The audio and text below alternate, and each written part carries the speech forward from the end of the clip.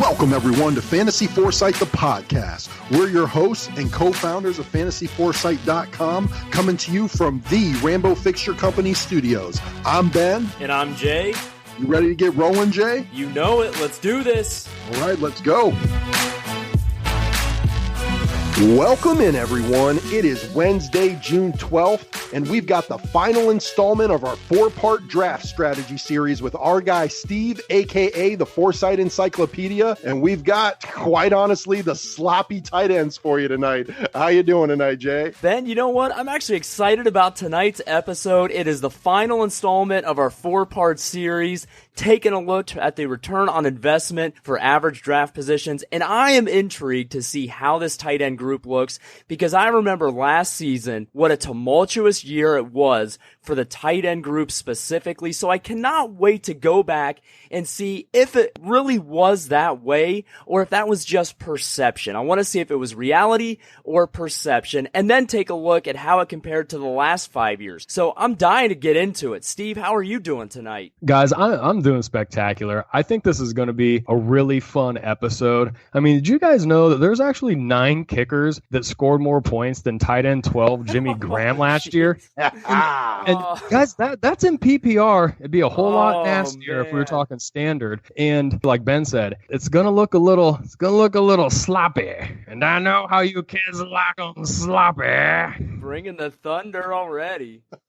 Just to remind everyone what we covered last week, we went over the wide receivers, which ended up being a lot more consistent and rock solid than the running back position. And this week, it's going to be the same thing. We're going to be testing the perception versus reality theory as it pertains to the ADP consensus on tight ends over the last 5 years versus where they actually finished over the last 5 years. Love it. And don't forget that you can find all of this detailed information under the Encyclopedia blog tab at FantasyForesight.com. Steve and all of his in-depth research is featured there, so be sure to go out to FantasyForesight.com and check out all of Steve's great work. On that note, Steve, why don't you remind everybody where it is that you got all of your information? All right, Jay. Well, first and foremost, this is all based off of 12-team PPR redraft, and where I get my historical ADP data from is FantasyFootballCalculator.com, and as far as the historical fantasy finisher data, I get that from our affiliate partner, FantasyPros.com, and I do want to point out that I do focus highly on weeks 1 through 16. I throw out the window week 17 because in a vast majority of fantasy football leagues, we all know that the season culminates with a week 16 championship round, so that's what I like to focus on in these studies. Love it. Thanks, Steve-O. All right, everybody, here's how it's going to work tonight. We're going to start with ADP tight end 1 and work our way to ADP tight end 12, all while referencing the actual tight ends that these stats and concepts currently apply to according to up-to-date ADPs from FantasyFootballCalculator.com. Once we're done with the top 12 tight ends, we'll have some repeat performer comparisons amongst the wide receivers, running backs, and tight ends that are very interesting as well to help you put the series into the overall perspective that you need for your upcoming draft. And we are also going to have some exciting news at the end of the episode, so be sure to stay with us through the end. All right, Steve, let's get into it. How did the ADP tight end 1 finish overall in the last 5 years? I hate to say it, but there is a little bit of slop involved, but we'll get to that here momentarily. So I do want to tell our audience, when it comes to this particular study and what we're going to talk about tonight, what constitutes being considered a strong return on investment versus a okay return on investment, and then being considered an outright bust. So to be a strong return on investment in this study, you need to finish positionally within one spot of where you were drafted as far as these tight ends were concerned. Being a middling, sort of middle of the road return on investment, you're going to fall between 2 to 3 spots of where you were drafted positionally. And then if you're 4 spots or outside of where you were drafted positionally as a tight end, that's just an outright bust. So with that being said, let's go ahead and channel our inner crazy cafeteria lady from Billy Madison and get this study rolling. So the ADP tight end 1 over the last half decade, we have seen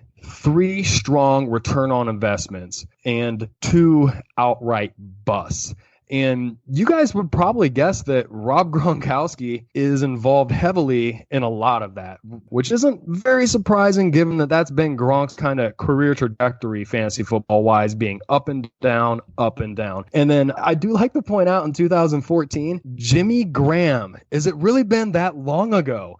Jimmy Graham taking his tight end 1, finishes tight end 2. And that was really the end of dominant Jimmy Graham in fantasy football. Yeah, it was. And you know what? Yeah, we'll save this for the preview pod, but a sneak peek, I think Jimmy Graham might have a little bit of a renaissance this season. But, well, yeah, I can't wait to talk about it. So overall, the ADP tight end 1 over the last 5 seasons has averaged a tight end 8 finish. That's not terrible, but it definitely surpasses what we constitute as a bust when you are paying the high-end draft equity required to take the ADP tight end 1. 60% of the time you are getting a strong ROI, but 40% of the time you're busting. And I'm sorry, at that point in my draft, I need better odds than that. Well, and we knew that last year was a tumultuous year for the tight end position, and with the tight end 1 overall finishing 10th in scoring, we see that actually was true. But then to see that it's happened twice in the last 5 years,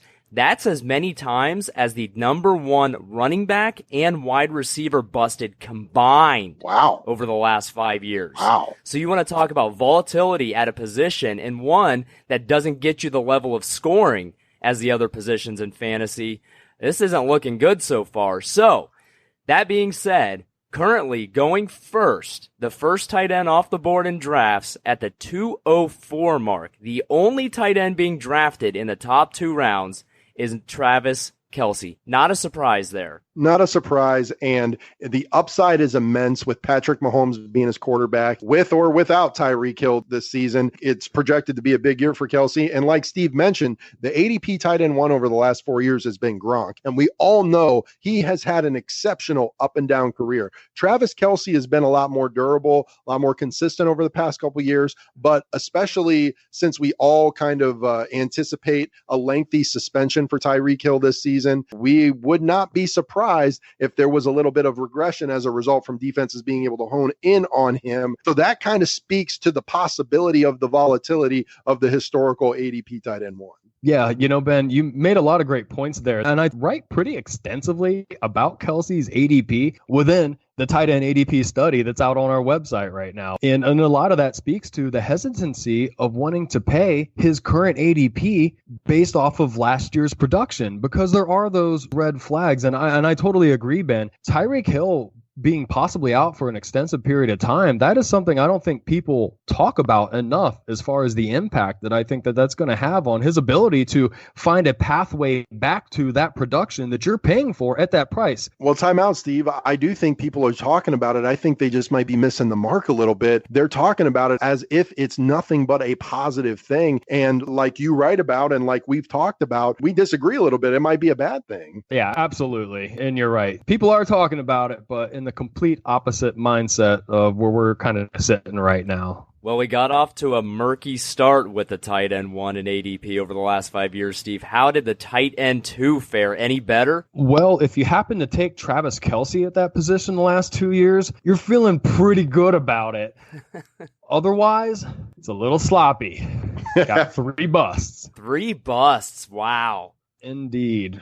So yeah, over the last 2 seasons, like you said, you're getting a tight end 1 overall performance for Kelce. That makes up your 40% strong ROI over the last 5 years. Before that, you're busting 60% of the time. And overall, this ADP tight end 2 is averaging over the last 5 years an actual finish of tight end 7, which is 1 spot less bad than ADP tight end 1. I mean, the ADP tight end 1 over the last 5 years had a double bust rate than both the wide receivers and the running backs. And now you're telling me that the ADP tight end 2 has an even worse bust rate than the tight end 1s. I mean, this is not looking good, guys, so far. Right now, in drafts, going in the 3rd round with the 2nd selection, the tight end 2 in ADP is Zach Ertz. And he is actually somebody who is being discussed a little bit online about having some regression in that offense, maybe not getting some target share, maybe Dallas Goedert getting a bigger role on that offense. That being said, we do not see that. That is a narrative we heard going into last season when they drafted a tight end and we thought, okay, this is the beginning of the end. They have lots of weapons. Zach Ertz can't possibly maintain that production level. And what did he do? He went out and did it. So until he shows me that he is not one of the elite tight ends in this league, then I'm banking on him being that. Not only do I agree with all the points you just made, but then you take into consideration that his BFF Wentz is completely healthy. And if he is going to be there for the majority or the entire season, he's going to target the crap out of Ertz. Yep. And I like taking him a full round cheaper. Pretty much. I mean, that's an excellent point. I'll do that Steve. every day when it comes between Kelsey and Ertz all day long. You're right. Yeah, because I think Ertz has the exact same amount of upside as Travis Kelsey this season. And like Steve's point, he's going a whole round cheaper. Okay, well, I'm looking for a ray of sunshine here, Steve. It's not gotten off to a great start with the first two at the tight end position. How is tight end 3 over the last 5 years? It's actually been remarkably strong. All right, here we go. This would be like the smallest sloppy Joe you've ever seen, really. So the tight end 3, it's really looked great. I mean, we've had as recent as just this past season, Zach Ertz was taken in that 3 spot and finished tight end 2. And we just talked about Ertz, and he had a sensational year last year, and there's really no reason to think he's not going to next year. But the only down year was Greg Olsen in 2017, and we all know 2017 has pretty much marked the demise of our beloved Greg Olsen. And I know you guys are longtime supporters, and you know, there's a lot to love about Greg Olsen, and we'll see if he ever comes back. But outside of that, it's kind of been Greg Olsen's spot, guys. 2016, 2015, he's been right there in that 3 spot, finishing at a 2-3, and then Gronk back in 2014 finished tight end 1. I do want to point out that even with the horrific finish of Greg Olsen in 2017 with that tight end 48 finish, it was still an overall 5-year average of a tight end 11 finish. Also, if you take away that 2017 injury performance, the ADP tight end 3 over the last 5 years averages a tight end 2 actual finish. 80% of the time, this position gives you a strong ROI, and only 20% of the time, it's a bust. So, Jay, you've got your ray of sunshine. Yeah. Who are we talking about this year as the ADP tight end 3? Found a sweet spot. I love it. 80% success rate. And this year, going as tight end 3, middle of the 3rd round, is George Kittle. Boom. How you like that pick? Our guy at Foresight FFPT will definitely love that pick. And we'll definitely have some things to talk about when it comes to Mr. Kittle come these preview pods. Absolutely. All right, let's keep it going. Let's keep the sunshine out. Steve, how'd we do with tight end 4? The rain clouds have come out, Jay. I'm sorry. It doesn't look so hot. I mean, the tight end 4 traditionally has been bust city 3 of 5 years the last half decade, and really only in 2016 when Delaney Walker, who up until, his injury that we're all aware about, the ankle last season, had been a rock solid top 5 guy pretty much year after year. Outside of him in 2016, we have not seen a strong return in investment whatsoever. I mean, 2015 was an okay one, but otherwise it just hasn't looked good whatsoever. Avoid that spot. I agree, Steve. 20% of the time it produces a strong ROI. 20% of the time it produces an okay ROI. And the rest of the time, 60%, it is just plain bad. Oh, boy. Well, this is going to be an interesting one. 60% bust rate in this spot, and currently going as tight end 4 in drafts. We jump from the 3rd to the 5th round. 8th selection is O.J. Howard. Now, the price is getting more reasonable, but there's still just way too many high quality wide receivers and running backs at that point for me to take a guy who's missed some games due to injury every season. That's true. And you're looking at a lower scoring position that has a 60% chance to not get you that return. I mean, it's 80% chance to not give you a strong ROI. Right. Only 20% of the time does it even give you an okay ROI. It's just like value. You said, it's bad. Yep. And yeah, guys, I feel like that people, because of the scarcity of the position, people reach way too high on these guys. We're seeing the trend here of how up and down the performances are. And I alluded to it earlier with how many kickers can outscore the tight end 12 in a given season. It's like, well, you're going to reach on a kicker at that point in time. So it just, Yeah, I mean, there's a lot of risk, like you guys alluded to, with taking O.J. Howard, especially at that critical of a point in your draft in the 5th round. I'm glad you bring that hit or miss point up, Steve, because we have seen other positions have a roller coaster effect as you go through drafts where one position has a strong history or a consistent history of performance and the next one has a very spotty history of performance. So that means we're due for a bounce back. How were the tight end 5s over the last 5 years? Not too much of a bounce back. Man, we were supposed to bounce back with some great consistency. I'm sorry. There's been 2 guys historically over the past 5 years that have provided a strong return on investment as opposed to just one at that tight end 4 spot. But I mean, at the end of the day, we're kind of at this point in time splitting hairs a little bit. But yeah, 2 strong returns on investment, 3 very bad busts. I mean, you can have like a bust, and then in this case, we're talking tight end 24, tight end 20, tight end 34, big time busts out of this spot. I could hear the bitter taste in your mouth as you're looking at these numbers. Spoiler alert, ladies and gentlemen.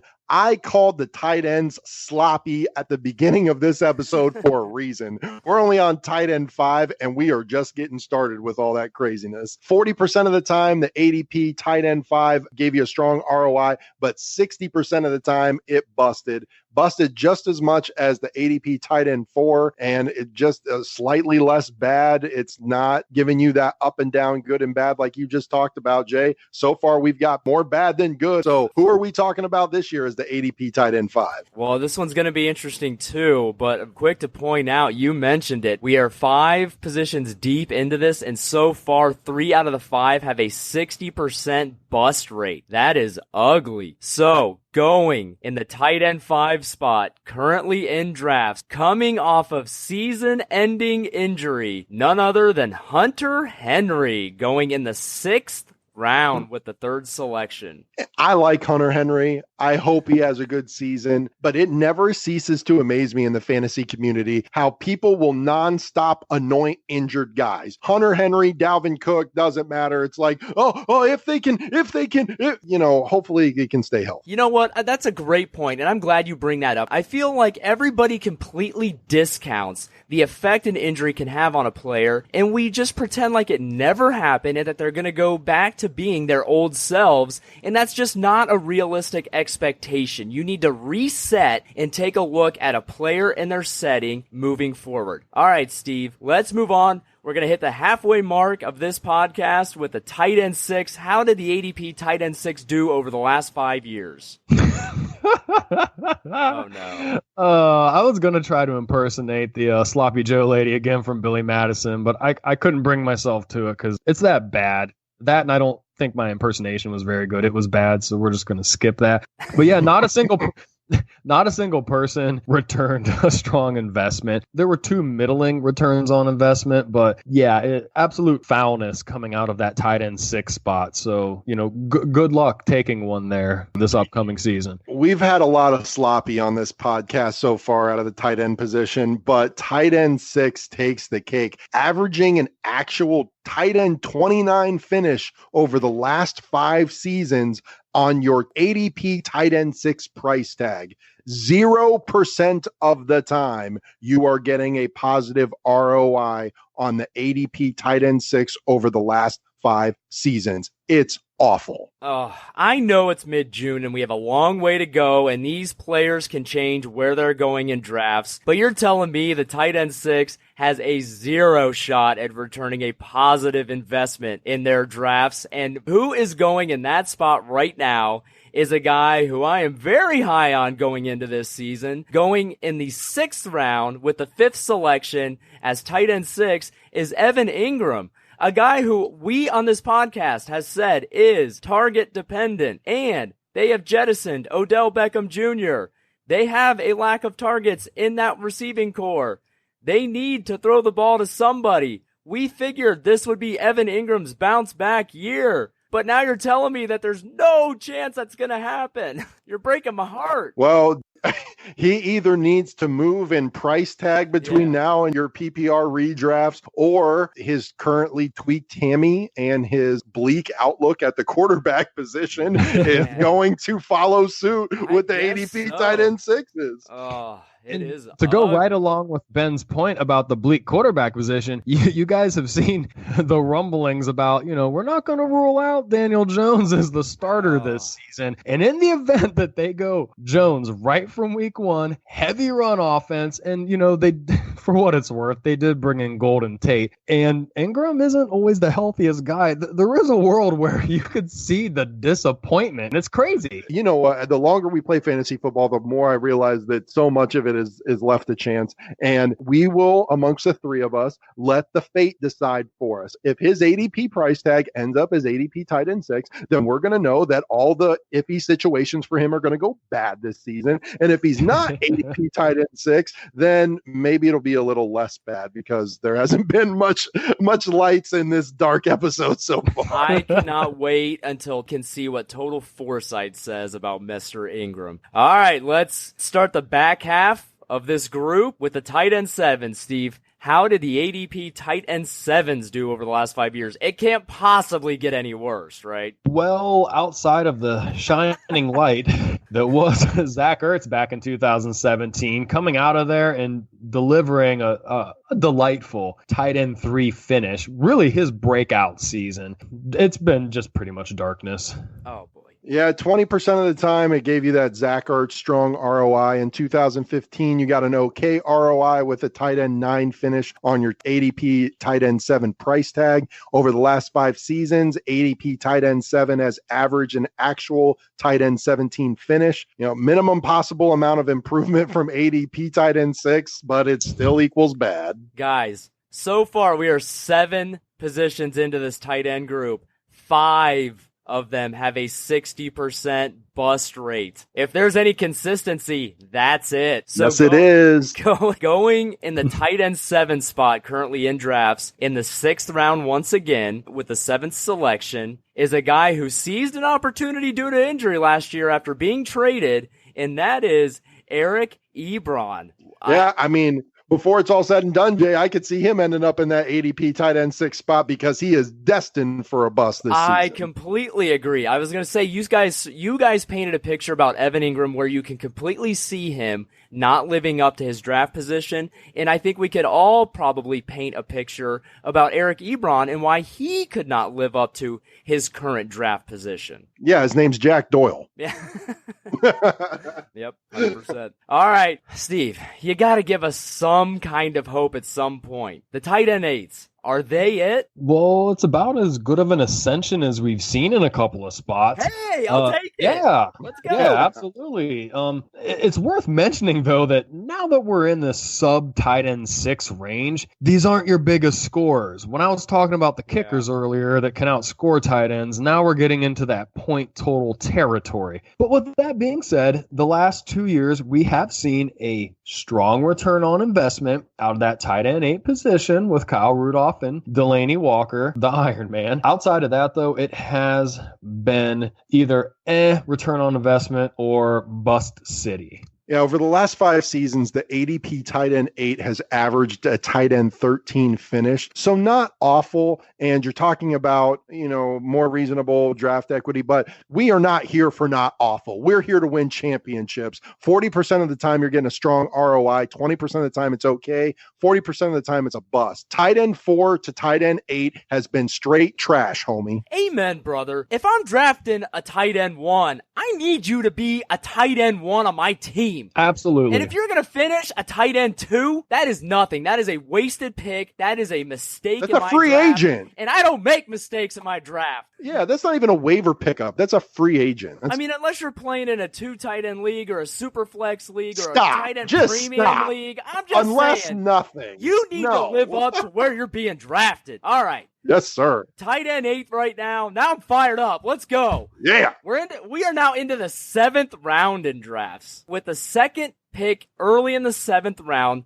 the current tight end 8 in average draft position is Jared Cook, the darling from last season. Yeah, I mean, and all I've heard so far is people kind of overlook him, people dismiss him and everything. I mean, he has been a tight end 1 in fantasy 12-team PPR leagues each of the past 2 seasons, and now he's going to the Saints, who historically like to use their tight ends. And I don't know. We've been waiting for that tight end 1 in New Orleans for it feels like forever. So could this finally be the season where we get that type of player back in that Saints offense? It could be, Jay, because while this position, ADP tight end 8, has averaged tight end 13 over the last 5 seasons, each of the last 2 seasons, it has given you a strong return on your investment. In 2018, you got a tight end 7 finish. In 2017, you got a tight end 5 finish. So maybe with that recency, we're going to continue that positive trend. Yeah, guys, it's really interesting because I've heard of some people being extremely high on Jared Cook, and like you alluded to, Ben, people that I think are just kind of sleeping on him. And I kind of lie somewhere in between, where I look at his situation in Oakland last year, where he really was old Mother Hubbard went to the cupboard and there was Jared Cook there, versus now he's going to see less balls, but he's going to be in a much better, much more efficient offense. So it's going to be really interesting to see where he finishes next year. I like the positive vibes. Let's keep them going, Steve. All right, let's move on to the tight end 9s. How did they do over the last 5 years? Is actually the best we've seen since the tight end 3 spot. All right, look at this. Let's go. Yeah. Woo! As far as seeing that strong return on investment's concerned, last year Delaney Walker went there, and we all know what happened to that guy. But in 2017 we saw a 7, and 15 we saw a 7, and 2014 we saw a 3 finish. So putting up actually a pretty nice return on investment there. Yeah, not bad at all. 60% of the time you're getting a strong ROI, and 40% of the time it's busting. So it's the first time we've been on the positive side since ADP tight end 3, and you're getting more and more reasonable when it comes to the ADP price tag. And at this point in your draft, you should have 5, 6 really quality wide receiver and running backs. At this point, I'm okay if you start to think about it, but it has to be the right guy. But right now, we've got a great value going in this spot, in my opinion. Going at tight end 9 in the 7th round with the 7th selection is Vance McDonald. No more dual rule. No more Jesse James in that Pittsburgh offense. One less Antonio Brown. There's got to be some target share there for him to pick up, no? There is. You know what annoys the crap out of me is that, as recently as a month ago, this guy was going for free in all the mocks that I was doing. Now he's in the 7th round. I'm just annoyed. I think it's going to climb up even higher, guys. And he should. I was so excited about his ridiculously low free price tag. I was I'm going to reach on this guy in the 10th and just laugh at everybody. But yeah, not anymore. But, very fitting for where he's going. 60% chance of returning a positive investment, and that's honestly what I would give him. I would give him a 60% chance of returning a positive return on his investment. All right, let's move on to the final 3 at the tight end position. Tight end 10s, we're getting into that back end group of the tight end position. Like Steve said, the lower scores, but still, if you need a tight end 1 on your team, it is a must. So, Steve, how did the tight end 10s fare over the last 5 years? Well, guys, I have another sloppy Joe, and I hope you like them extra sloppy because of outside of Delaney Walker. Like I said, have another serving, fellas, because that's what you got. All right, I got to read this for the listeners. All busts. Here are your finishes out of the tight end 10 spot over the last 5 years. Tight end 14, 36, 14, Delaney's 5 overall, and then tight end 57. Ugh. Ouch. Yeah, 80% of the time you're busting. This seems like mostly every other tight end we've seen on this list so far. I don't like it. This is the worst spot we've covered so far. The tight end 10 spot, 80% bust rate. Look, it's been a lot of bad, and this is the worst of the bad. So who's going in this spot right now? Oh, you guys are not going to like this. Going in the tight end 10 spot with the first pick in the 8th round in drafts is David Njoku. Say it ain't so, guys. Yeah, I mean, I don't know. These ADPs hopefully will adjust a little bit, and he can find himself maybe down a spot or two or up a spot in one of these favorable spots. But yeah, I don't like seeing our guy Chief David Njoku there. I got to be honest. I would like to see Njoku, Vance McDonald, and Jared Cook all move ahead of Eric Ebron and bump him down to this spot. Can we do that? Eric Ebron is right where he belongs. Oh no, never mind. I thought he was a tight end 6. All right. Well, that was disgusting. So let's move on to hopefully something less disgusting. How are the tight end 11s, Steve? Yeah, you know what? And not to jump the gun, but we'll get to the 12s, but the 11 and 12 spots look very favorable when considering what we have talked about, guys. But just focusing strictly on the 11s right now, we have seen a tight end 11, a tight end 12, 24 bust, a 13, okay. 13, okay. So, overall, with how little you're paying into guys at that point in time, that's perfectly acceptable, and it's a good argument to wait to take a tight end. Absolutely, especially when you're talking about the difference in ADP draft price for the tight end 11 versus the tight end 1, 2, or 3. The ADP tight end 11 gives you an average finish over the last 5 seasons of tight end 15. It's not ideal. It's not what you target. But again, at that point in your draft, if you miss, A, you're not missing too mightily, and B, it's not going to cost you very much if you do. Yeah, I love it. And you know what? There are some great values going right now, and going in that 11th spot in drafts. Guys, in the 10th round, you're getting the tight end 11. The 10th round is Austin Hooper. I mean, that is some value. That's some upside. I can see why they would give you a positive return on your investment, because he is somebody who should be able to outscore his tight end 11 spot where he's currently sitting. Yeah, I think we need to all be very quiet about Austin Hooper, because he's another guy whose ADP price tag needs to just stay where it is or go lower. Stop. He was free like 2 weeks ago. Now he's tight end 11. I don't like it. And that's the thing with Hooper. I do think his upside is going to be limited because of all the mouths to feed there in Atlanta. But when you're taking a guy at tight 11, you're not expecting a 1 or 2 return. You just want to get what you're paying for. And you're right, Ben. At that 11 spot, that's beautiful, because you can get just a nice middle of the road. Exactly. Yeah. So wait, taking Austin Hooper late. Don't reach. All right, let's finish this thing off strong, Steve. Tight end 12, you said it was going to be good. How good was it? 80% strong return on investment, as high as we've seen outside of tight end 3, also had an 80% return on investment. Granted, huge difference between a tight end 3 in scoring and a tight end 12 on average. But let me go through some of the actual finishes on these guys, though. So excluding last year, where Jack Doyle was going there, and we all know he had a very injury-riddled season, you saw in 2017 a tight end 11, a tight end 7, a tight end 10, and a tight end 5 working back to 2014. So traditionally, if you exclude last year, there's a good solid track history of a really nice value out of that spot where you're really paying like next to nothing. We're talking 11th round here. Yeah, we are, Steve. And if you take out that 2018 finish of tight end 33 out of the ADP tight end 12 spot, you end up with an average of tight end 8. I mean, when you're paying a tight end 12 price tag and getting a tight end 8 return on your investment, that is outstanding. And that also means that you have spent your earlier rounds stockpiling your team with better wide receivers and running backs than guys that maybe reached a few rounds sooner to grab that tight end. Love it. Well said. All right, going in the 12th spot. This one's an interesting one as well. Going in the 11th round in drafts is rookie TJ Hawkinson, the rookie sensation. I mean, that's a little bit of a question mark, my friend. Oh, it worked out so well the last time the Lions did this with Eric Ebron. They thought they'd do it again with TJ. And we all know traditionally the rookie tight ends, I mean, it's Evan Ingram over the last, decade. And, there's always the allure, right? But it just never works out, guys. Yeah, I mean, like you said, Evan Ingram is one of the biggest exceptions to that rule, and that was because all 3 of their starting receivers, Odell Beckham Jr., Sterling Shepard, and yes, old man Brandon Marshall, all went down with season-ending injuries,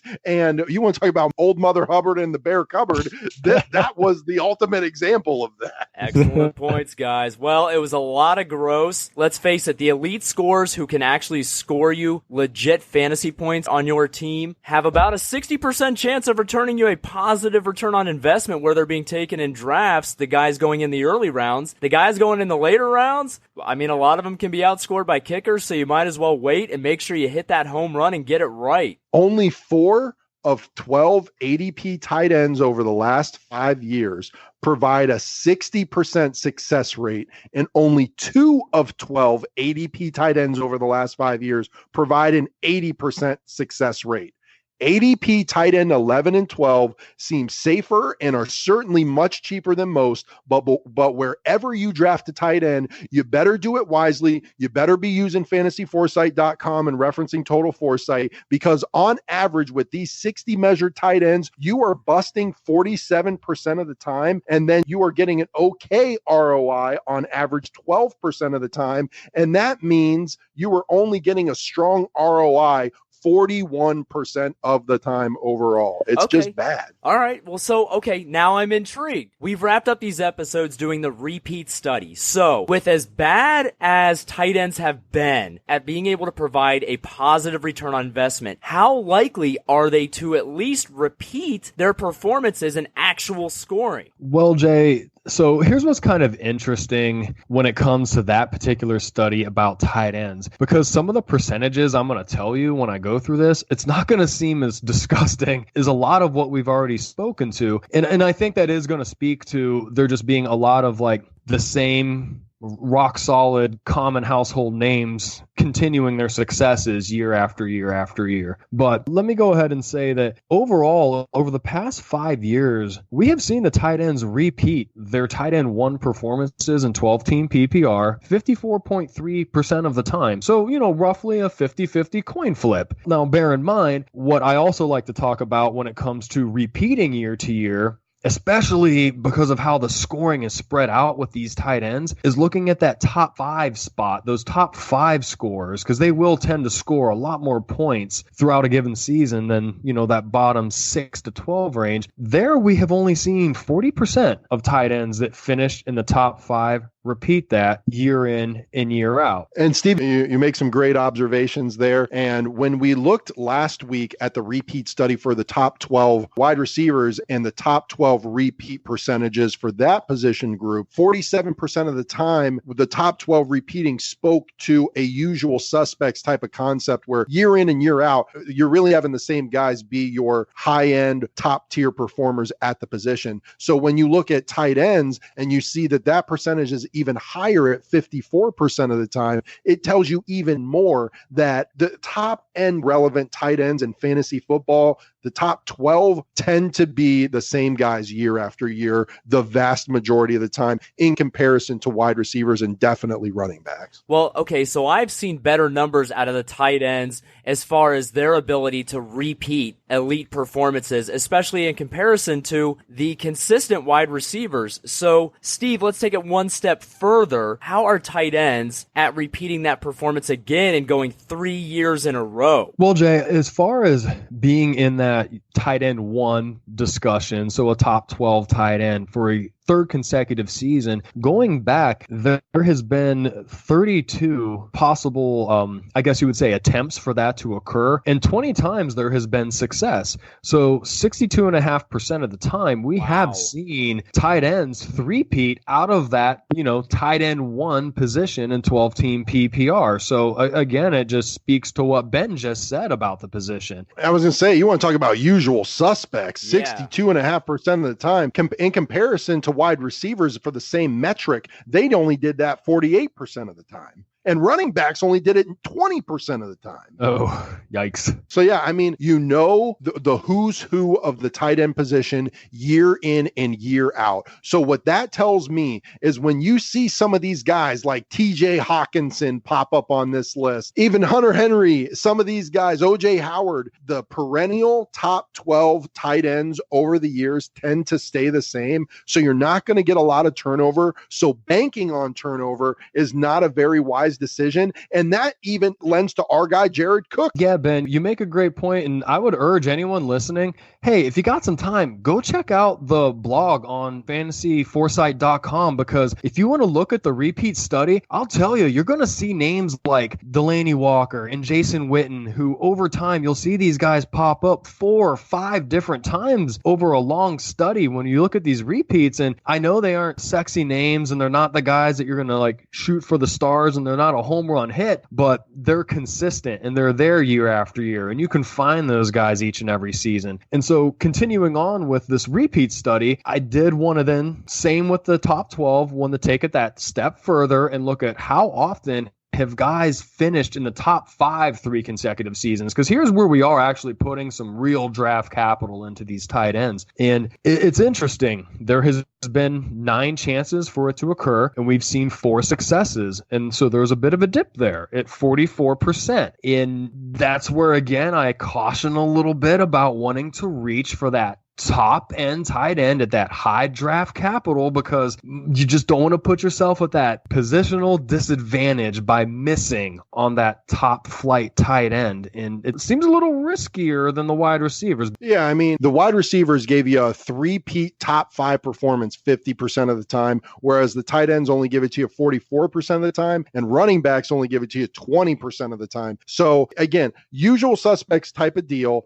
And if you get the right top end tier guy at the right price, and you have the proper 1 or 2 guys selected in front of him at the wide receiver and running back position, I will listen to the elite top 3 tight ends. After that, it is going to behoove you to wait until there is no longer legitimate value at the wide receiver and running back position before you even start to think about spending your draft capital at the tight end position. I think that's a great message. I think the message is clear that it is the names stay the same. What you need to do is take a step back, look at every player's overall total situation, and make the correct decision at the correct point in drafts to make sure you maximize value no matter whoever it is that you take. Do not overreact and filter out all the noise, which is what we always try to do. And how do you do that? You go to fantasyforesight.com, you check out Total Foresight, you check out all of our aggregate projections, all of our strength of schedule metrics with our Savage ratings.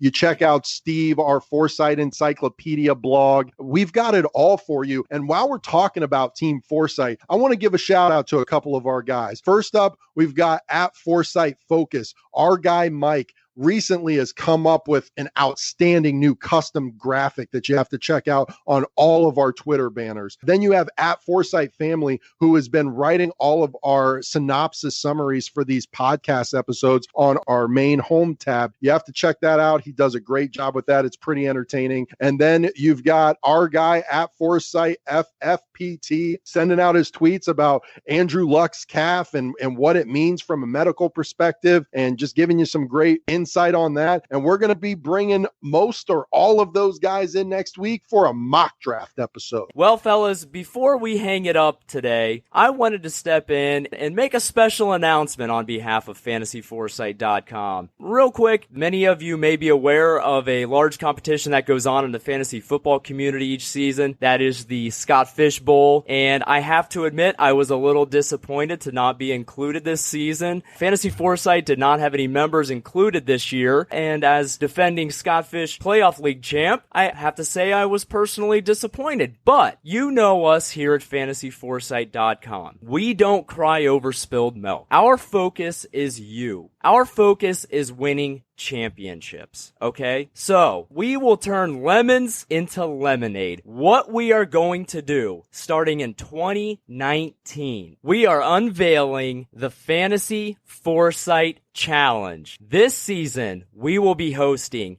a 12-team PPR league comprised of 6 of the members of fantasyforesight.com. We will be accepting applications for 6 of you to take on us in a custom scoring league hosted on Yahoo. And the kicker is, if one of you out there in the Foresight faction or the fantasy football community think you can take down Team Foresight, think you can come into our house and win the Fantasy Foresight Challenge trophy, then we will give you $1,000. We don't have all the other details ironed out yet. There's definitely going to be a charity component wrapped up in this. There's going to be a small entry fee that's 100% going to charity, and it's a winner-take-all $1,000 cash prize from Fantasy Foresight. We don't think you're going to come in and beat 6 different members of the Foresight family, and we're putting our money where our mouth is. If you can do it, we're going to give you $1,000.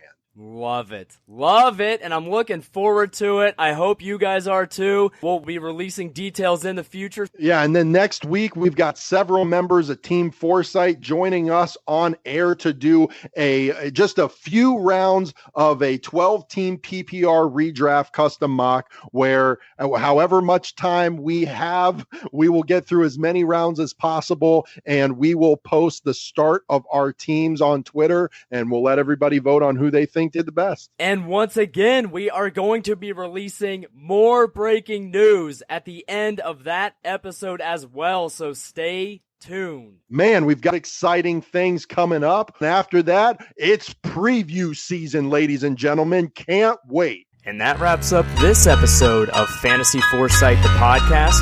We thank you for joining us. Be sure to visit us, as always, at fantasyforesight.com. Use the links at the bottom of the page to find us across social media, including Twitter, Facebook, YouTube, and wherever you pod. We hope you enjoyed the episode, and we'll see you next time.